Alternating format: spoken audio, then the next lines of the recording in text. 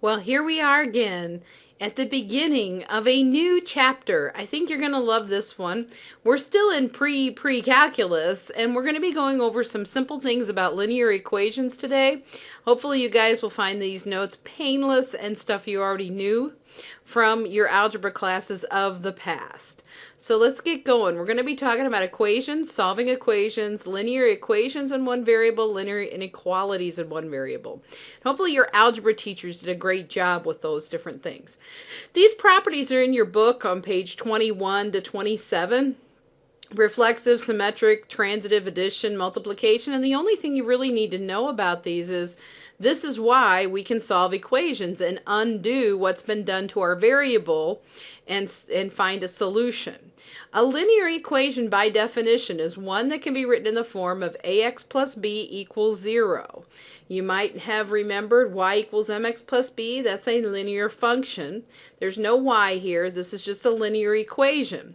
A and b are real numbers. A can't equal 0, otherwise it's not a true equation. So one of the first parts of your homework is, can you identify whether this is a linear or an equation or not? So x plus 1 over x, linear? Well, if we wrote that as x plus x to the negative 1, you can see the power in your x is negative 1.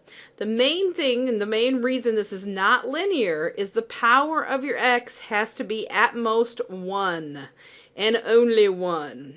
Only 1. So let's do a couple more. Is it linear or not? Examples. Square root of 3x equals 8. Linear or not? Well, what's the power on your x? It's the square root. So hopefully you recall from last little unit, that's x to the 1/2. Linear? I think not. So that one's not a linear equation. How about this guy? 3x squared plus x minus 7. Well, is the highest power on your x a 1? No, because you have 3x squared. So is it linear? Not. And if you're a really good algebra student, you'll remember that's a quadratic. We are going to be solving these types of equations, and the solution of an equation in x is the value of x for which the equation is true. To solve an equation means to find all values of x that make the equation true. So we're solving these guys. Hopefully you know when I plug a number in here, if it makes this true, it is a solution. So let's look for exercises 1 through 4 in your homework. It says find the values of x that are solutions of this equation. X minus 2 all raised to the 1/3 power equals 2. We're choosing from -6, 8, and 10. This section could simply be called plug and chug. So we're going to substitute values in for x and see which one makes the equation true. First one we're going to try is -6. Notice it's blue. So I'm going to put -6 in place of x. So it becomes -6 minus 2 all raised to the 1/3 power. Does it equal 2? Well, we're going to have -8 to the 1/3. Does it equal 2? So when we take that, you know that's the cube root. So that's -2. It is not equal to 2. So that is not a solution because it did not make it true. So looking onward to 8, we'll stick an 8 in for the x here and see if that makes it true. So 8 minus 2 to the 1/3 power, does that equal 2? Simplify it out. And the cube root of 6 is not 2, so that is also not a solution. These 3 dots, by the way, are a way that mathematicians write therefore. So you see this dot here, dot here, dot here. It looks like a little triangle. That's a math symbol for therefore or thus. So just another little short thing. You know us math people, we hate to write stuff. 10, we'll try that one. If we put a 10 in for x, is it a solution or not? So we get 8 to the 1/3 equals 2. Ding, ding, ding, ding, ding, ding, ding. We have a winner. We have a winner. Therefore, 10 is a solution to that linear, or this isn't a linear equation, but it's just an equation. So anything that makes that true, you plug the numbers in and see which one works. The one that works is the right guy. Let's look at this guy. Aren't you happy to have pre-printed notes this time? Just saying. I'm just saying. Here's a classic linear equation. Now, I made this as the most complicated one you will see in your homework in exercises 11 through 28. And I think you'll find it easy. I know you guys know how to solve these like champs. So when you're first looking here, the goal of solving a linear equation, you get all your letters on one side, all your numbers on the other.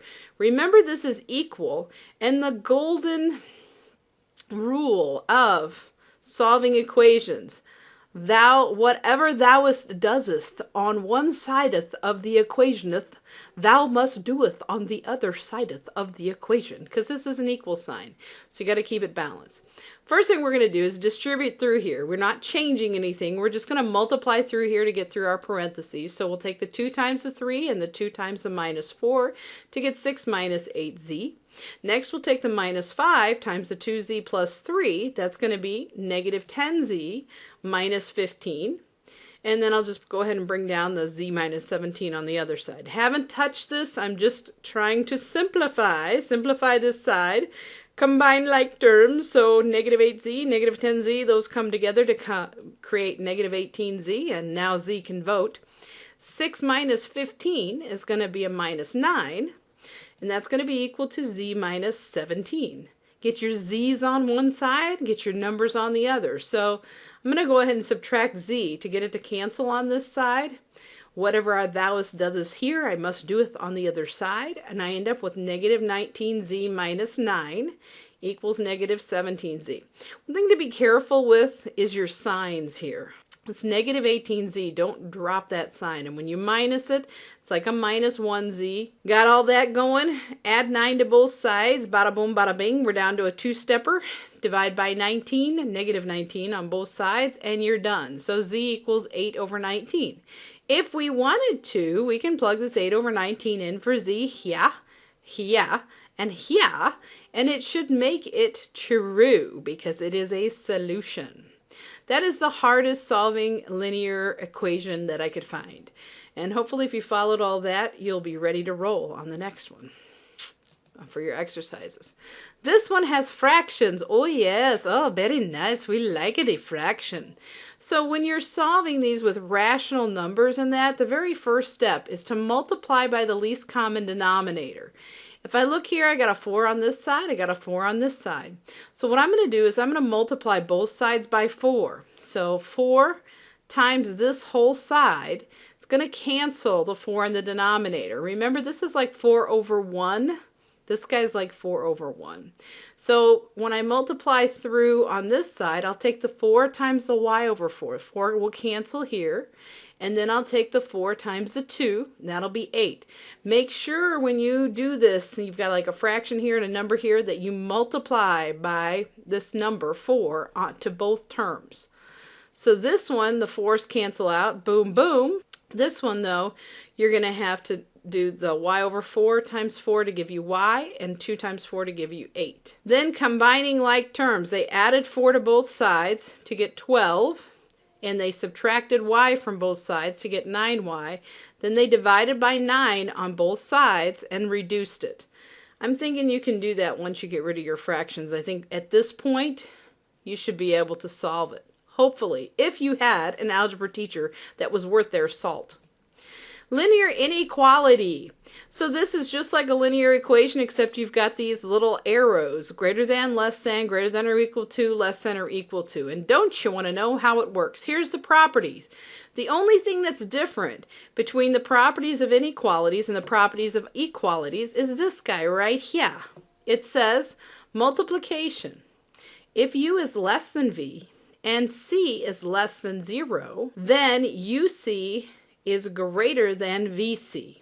So see, they started with a less than sign. This C being less than 0 means a negative number. And when they multiply both sides by a negative number, from here to here, you can see that the signs flip.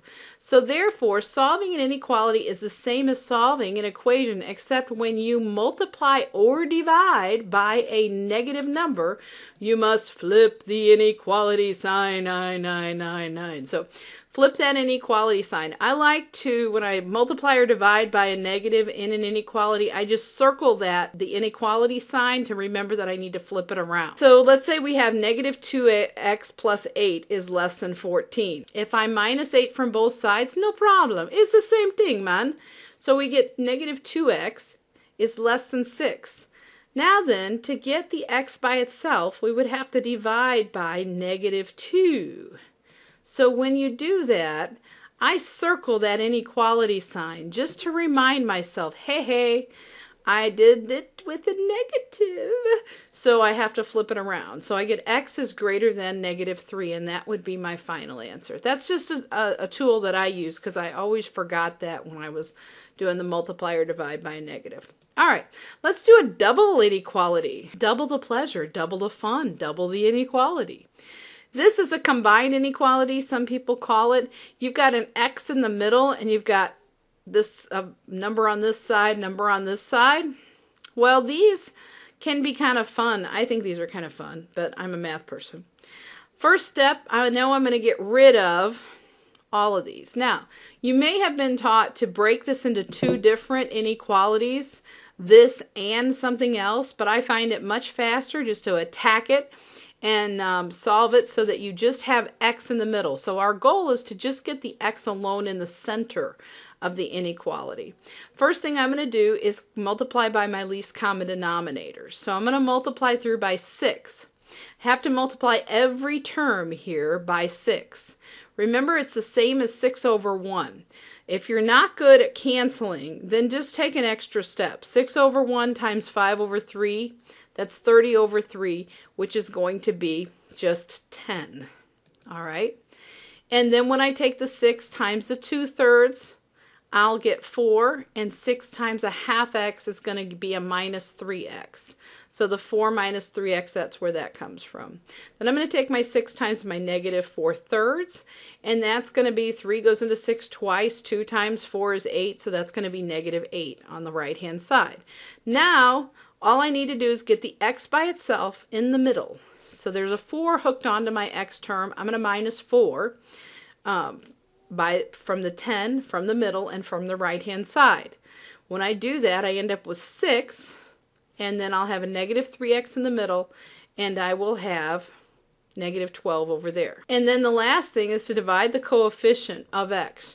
Remember to flip both inequality signs when dividing a negative. So if you're dividing by a negative, circle, circle, flippity, flippity, flippity, flu. So what I'm going to divide through by negative 3, boom, boom, boom, flippity, flippity, flu. So we end up with negative 2. This cancels in the middle, which is what we wanted to happen. So we get an x, and negative 12 over negative 3 is positive 4. Another thing with these combined inequalities, your inequality symbols should always point the same direction. This number is going from the lowest number to a high number. When it goes low to high, they should be less than, less than. If it goes high to low, as was the case here, notice the 6 was positive and yet a negative 12 over here. This should be greater than, greater than. But whenever it's a combined inequality, the symbols should point the same direction. I believe, in interval notation. So it says solve the inequality, graph its solution. So this is going to be a closed and open interval on this side, negative 2 to 4, all numbers between negative 2 and 4. And then when we go to graph that, you should have a square bracket on the negative 2 on your number line, a parenthesis on the 4, and you should shade in between there. And I believe that is it for P3. I hope you guys are having a good day, and I will see you later.